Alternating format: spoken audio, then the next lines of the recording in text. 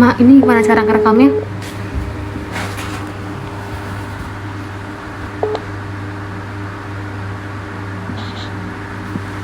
Ya, Assalamualaikum Umi, balik lagi. Alam lanjut ya. Iya Umi. Lanjut ke pertanyaan berikutnya ya Umi ya. Ya, siap. Oke. Jadi untuk dari Nuha sendiri udah pernah ada yang kayak memberikan keluhan gitu nggak Bu? Kayak misalkan nyertain masalahnya tentang produknya atau gimana?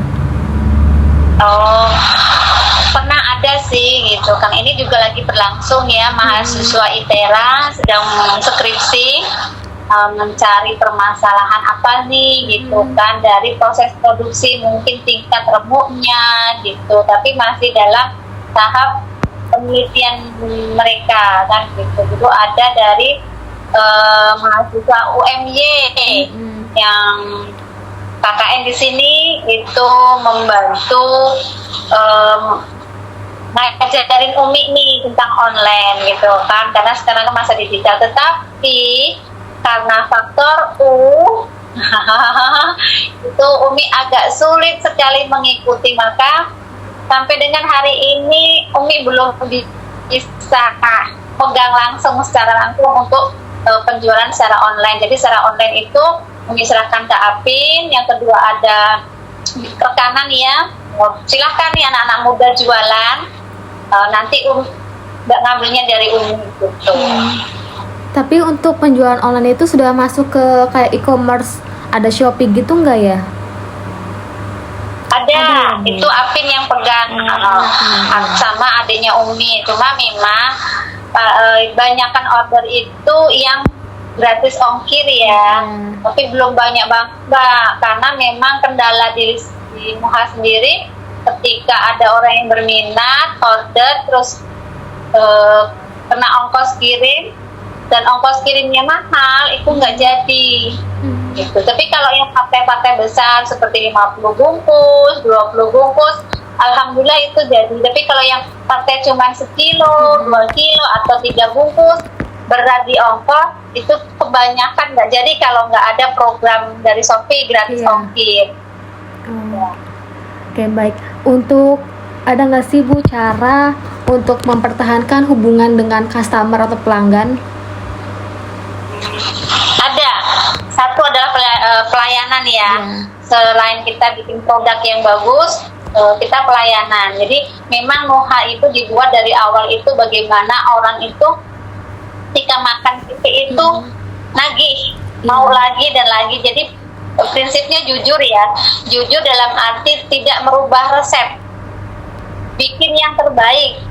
Bikin orang itu makan itu beli dengan harga umpamanya 18.000 atau 16.000 itu senang sesuai dengan harganya yang tidak dapatkan. Terus pelayanan, kedekatan emosional dengan si customer. Jadi customer jangan diajak berdebat. Jadi ya kita harus ramah, kasihkan bonus nih umpamanya ketemu dengan customer yang nawar aja gitu kan. Jadi lebih ke tambahin bonus aja deh, karena ketika kita itu satu konsumen nih umpamanya kita kan sudah patok harga 16.000, satu konsumen kok ternyata karena nego yang alot minta turun harga 15, Umi kasih, itu akan jadi bumerang di lain waktu. Aku dulu bisa kok harga sekian, jadi kan malah tambah rancu. Jadi jurus itu Umi lebih baik Umi ngasih bonus yang utuh atau yang remukan.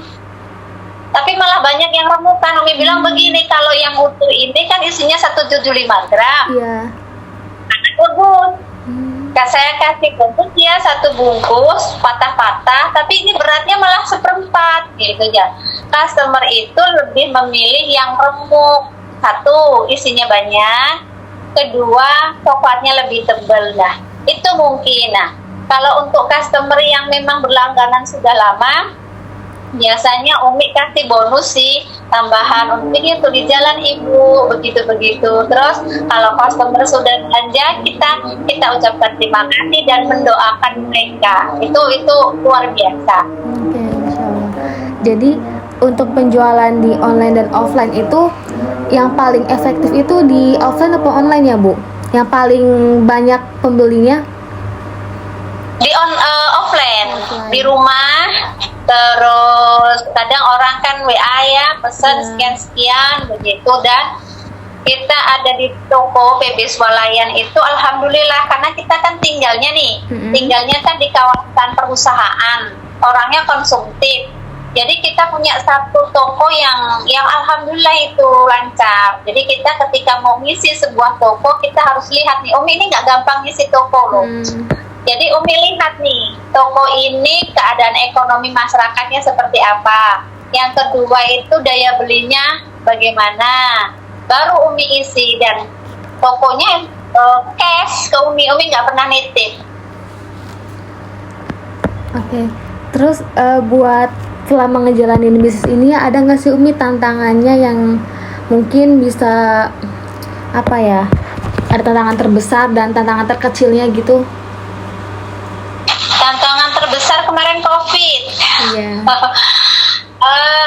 Bahan baku naik semua, ganti harga ya, tantangan terbesar. Jadi di 2017 itu kita bisa lumayan omsetnya, terus kita bisa menyasar dari kalangan bawah sampai ke atas. Untuk sekarang ini hanya fokus di kalangan menengah atas, karena untuk yang kalangan biasa-biasa Umi sudah nggak bisa. Kenapa? Bahan bakunya yang ganti harga, karena kita semuanya bahan bakunya kan berkualitas, harga juga lumayan gitu. Terus untuk selama produksi itu dari Umi sendiri ini ada karyawannya nggak ya Umi, yang buat membantu membuat Ada. karyawannya? Ada. Jadi dibantu 3 orang. Jadi karena Umi di rumah sendiri, Umi ikut andil nih dari ba'da subuh sampai malam. Umi mengerjakan proses produksi. Jadi sistemnya itu karyawan membantu. Jadi Umi ini yang nyerut bentuknya. Jadi kan bentuk pisangnya Umi beda ya. Jadi itu yang bisa hanya Umi. Jadi karyawan itu membantu bagian pembumbuan, packing gitulah. Sekarang juga Umi bentuknya ada ngeluarin bentuk panjang nih. Oh iya. Panjang.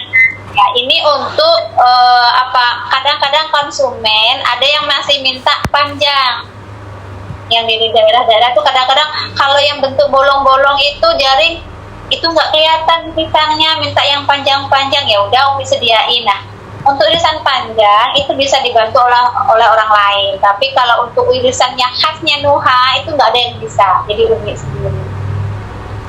Terus dari Umi sendiri gimana cara mengelola sumber daya manusia? Kan karakter karyawan itu beda-beda ya Umi ya. Nah itu bagaimana cara menangani tersebut? Lebih ke kekeluargaan. Ya, terus untuk karyawan seleksi alam, memang terkadang dapat karyawan yang awalnya baik, ternyata setelah dikasih kepercayaan ternyata ya memanfaatkan itu. Tapi akan ada seleksi alam. Alhamdulillah untuk saat ini karyawan baik-baik saja, alhamdulillah aman. Meskipun sukunya suku Lampung, jadi Umi Jawa, karyawan Umi ada yang Lampung, tapi alhamdulillah ketemu yang baik-baik. Kita lebih kekeluargaan aja. Kita nggak ada yang bos itu begini, karyawan begini, nggak ada. Terus untuk saat ini sudah menjalin ada mitra nggak ya Bu? Mitra kerjasama ya belum ada sih, paling kita hanya setor ke itu aja, setor ke toko gitu aja. Ada sih yang mau bermitra Mbak kemarin, cuman belum deal ya, mau seperti apa. Kemarin sudah ada transaksi itu nilainya 100 juta, tapi belum ada kesepakatan gitu kan. Beliaunya tiba-tiba transfer aja, minat transfer, padahal Umi nggak mau. Harus deal dong gitu, maunya seperti apa, terus harganya berapa, jangka waktunya berapa. Tapi enggak, itu tahu-tahu transfer gitu aja. Tapi sampai 2 bulan belum ada kejelasan. Itu yang bikin pusing. Iya benar. Terus bagaimana dari Nuha sendiri ini memastikan buat efisiensi biaya produksinya? Satu, efisiensinya memang setiap hari dihitung HPP. Jadi masing-masing pisang itu kan berbeda. Terus kalau minyak ya, pengerjaan kita harus lihat nih, kalau memang pisangnya banyak sedikitnya pisang, cara ngolahnya itu bagaimana, tidak terlalu banyak menggunakan minyak. Jadi kalau tinggal sedikit ya udah pakai wajan satu, terus lebih ke efisiensinya. Memang banyak efisiensi sih akhir-akhir ini, kalau karena terjun sendiri ya. Kalau terjun sendiri lebih tiap hari evaluasi, jadi dihitung nih, sehari ini kita ngupas pisang itu 10 sisir berapa lamanya, 1 jam. Kalau bisa besok itu lebih dipercepat, bisa enggak, kan gitu. Oke. Mungkin sudah cukup pertanyaannya dari kami. Jadi ya semoga aja untuk usahanya makin lancar terus ya Umi ya. Semoga baik yang beli juga ya. Amin. Nanti kalau kurang jelas WA nggak apa-apa Mbak, atau video call lagi. Umi, kita kan pengen beli bareng-bareng sama teman-teman.